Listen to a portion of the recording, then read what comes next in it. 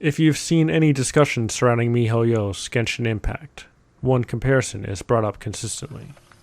The Legend of Zelda, Breath of the Wild. And it's really not that hard to see why either. They share a very similar graphical style, the enemy designs are incredibly close in both their appearance and behavior, and the open world presented in Genshin Impact is somewhat similar to the post-Calamity Hyrule we've all come to know. At first glance, it's hard not to see both titles in a similar light, and assume Genshin Impact will touch on the same experiences Breath of the Wild delivered in 2017. But does Genshin Impact really deliver that same experience? Because there's a large leap between imitating a game's aesthetics and features and being inspired by them.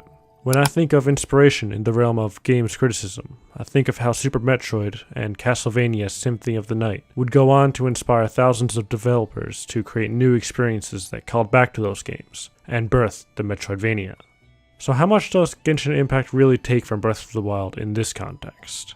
I think to answer this question we need to look at exactly what kind of games these titles are, and the experiences they offer. Because despite their similarities, you'd be surprised how vastly different the two are from one another.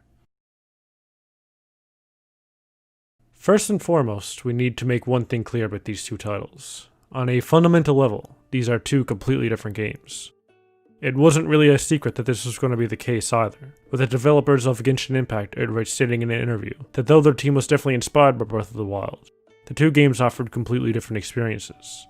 Whereas The Legend of Zelda Breath of the Wild is an adventure-based game with RPG elements, Genshin Impact is the exact opposite, being an RPG with flight adventure elements. This difference in focus completely changes the feel, pace, and design of the game in almost every way. In Breath of the Wild, you're given a general idea of what you need to be doing, but are ultimately left up to your own devices on how to accomplish it. There is an open-endedness to it that allows plenty of room for exploration and discovery. On your way to find Impa at Kakariko Village, for instance, you may find yourself completing shrines, or clearing out enemy encampments for weapons and supplies along the way. Perhaps you'll check out the stable near Twin Peaks, giving you the chance to get a horse for the long journey ahead, and introducing new side quests you can pursue before you head off. There are countless discoveries to be made, and all of them will help prepare Link for his quest. Genshin Impact tries to replicate some of this style of gameplay by also offering plenty of activities and side quests to discover on your journey, but it feels undermined by its gameplay design. Instead of main quests feeling like guideposts you gradually work towards as you adventure, they feel like objectives to be completed as soon as possible. Like in most RPGs, Genshin Impact focuses on gaining experience through defeating enemies and completing quests in order to level up characters. In Breath of the Wild, however, you don't level up Link in a traditional sense. Instead, by completing shrines hidden throughout the world and finding powerful equipment, you can slowly build up Link's strength during your adventure. Sure, completing each of the Divine Beast quests will reward you with a heart container, powerful new equipment, and a sweet new ability. But in order to prepare for those quests, you're going to have to do a lot of exploring in order to find enough shrines, Korok seeds, and equipment strong enough to take on Ganon's phantoms. Rusty swords and pottage just aren't going to cut it.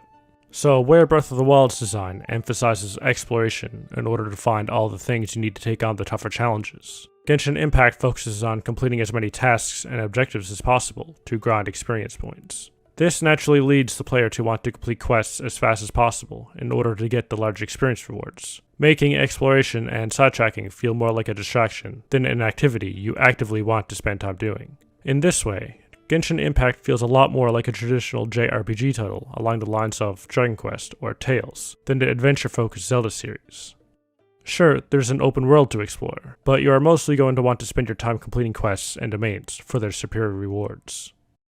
Even if you do decide you want to spend some time in the open world of Teyvat, Genshin Impact lacks the world building and environmental storytelling that Breath of the Wild was able to accomplish, making it a far less interesting place to explore.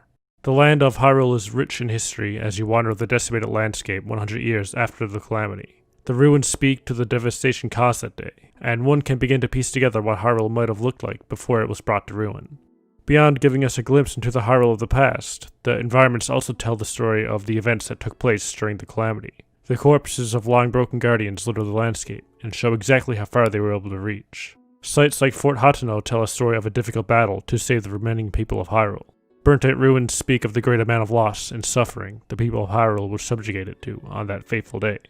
The world itself is central to the storytelling in Breath of the Wild, and though Genshin Impact has its fair share of beautiful landscapes and interesting waypoints to discover, it lacks the history and storytelling present in the land of Hyrule.